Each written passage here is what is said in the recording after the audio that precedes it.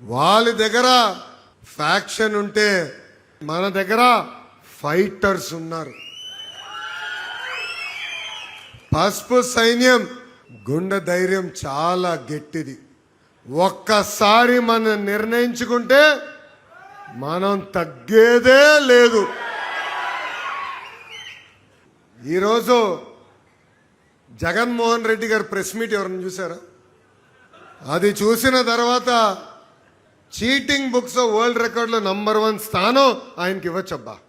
సొంత తండ్రిని మోసం చేశాడు, సొంత తల్లిని మోసం చేశాడు, సొంత చెల్లిని మోసం చేశాడు, ఇంకో చెల్లికి చెందిన తండ్రిని చంపేసి ఏకంగా ఆ కుటుంబాన్ని మోసం చేసిన వ్యక్తి జగన్మోహన్ రెడ్డి గారు. సొంత జిల్లాని మోసం చేశాడు, చివరికి సొంత నియోజకవర్గాన్ని మోసం చేశాడు.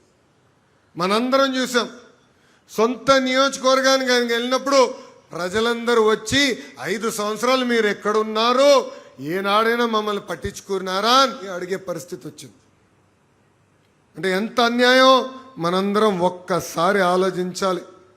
ఏకంగా రాయలసీమ ముద్దు బిడ్డ అని రీల్స్లో చేశాడు. ఆనాడే చెప్పా, రాయలసీమకి క్యాన్సర్ గడ్డ జగన్మోహన్ రెడ్డి అని. రాయలసీమ ప్రజలందరూ ఒక్కసారి గుండెపైన చేయబెట్టుకుని ఆలోచించాలి. 5 సంవత్సరాల్లో రాయలసీమకు ఒక్క పరిశ్రమ తీసుకొచ్చారా? ఒక్క సాగునీటి ప్రాజెక్టు పూర్తి చేశారా? అంతెందుకు, బిందు సైద్యం లాంటి అద్భుతమైన ప్రాజెక్టుని కూడా ఆనాడు ఆపేసిన వ్యక్తి జగన్మోహన్ రెడ్డి. అన్నమయ్య ప్రాజెక్టులో గేట్లు కొట్టుకుపోతే కనీసం ఆ కుటుంబానికి ఆనాడు అండగా నిలబడలేదు. ఇదే స్థానంలో, ఇదే భూమి పైన, ఇక్కడనే ఆనాడు యువగలం పాదయాత్ర నేను హామీ ఇచ్చా, మిషన్ రాయలసీమ ప్రకటించా. మన దేశానికే కాదు ప్రపంచానికి రాయలసీమను ఒక హార్టికల్చర్ హబ్గా తీర్చిదిద్దుతానని ఆనాడు హామీ ఇచ్చా.